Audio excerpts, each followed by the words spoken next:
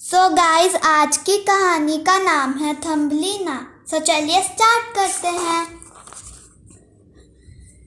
एक समय की बात है, एक लेडी एक बहुत दूर के गांव में रहती थी। वो बहुत दुखी थी क्योंकि उसके कोई बच्चे नहीं थे। एक दिन एक विच ने उस पुअर लेडी के डोर पे नॉक किया। वो पुअर लेडी बहुत काइंड थी, इसलिए उसने उस विच को कुछ ब्रेड और मिल्क खाने के लिए दे दिया। वो विच बहुत खुश हो गई और उसको थैंक किया। और फिर उस विच ने अपने बैग से एक सीड निकाला और उस लेडी के हाथ पर रख दिया। और उस विच ने कहा कि इस सीड को प्लांट करो और इसके ठीक से केयर करो।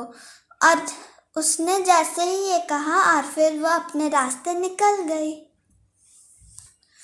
उस लेडी को ये बहुत अजीब लगा, लेकिन तब भी उसने उस सीड को प्लांट किया।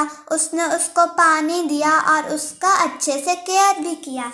जैसे जैसे समय बीता, वो सीड एक प्लांट में बदल गया और फिर वो उसमें एक बहुत सुंदर सा फ्लावर भी आया।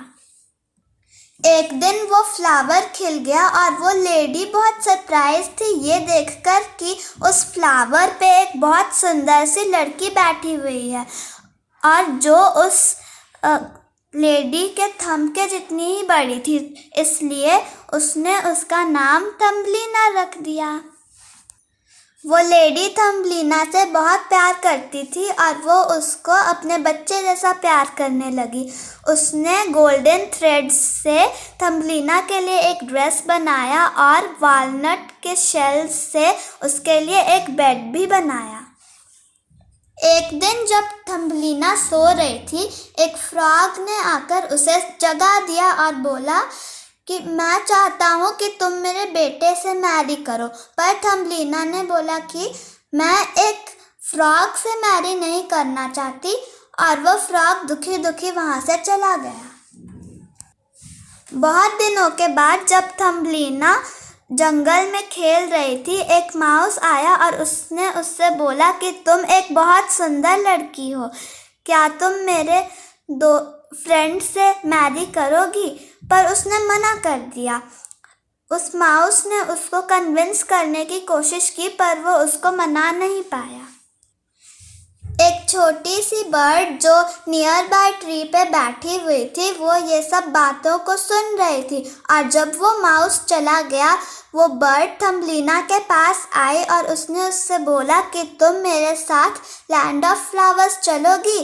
थम्बलीना बहुत एक्साइटेड हो गई और उसने हाँ बोल दिया और वो बर्ड के बैक पर चढ़ गई उसके साथ लैंड ऑफ फ्लावर्स जाने के लिए। वो बर्ड उड़कर लैंड ऑफ फ्लावर्स पहुंच गए।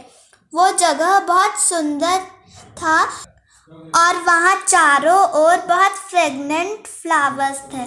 वहाँ थम्बलीना एक प्रिंस से मिली और वो उसको बहुत पसंद करने लगी। और वो प्रिंस भी उसके जितना ही छोटा था, मतलब वो एक थंब के जितना बड़ा था।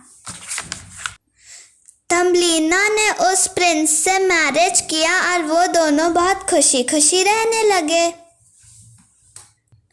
अगर ये स्टोरी आपको अच्छी लगी हो तो इस चैनल को like, share and subscribe. Bye.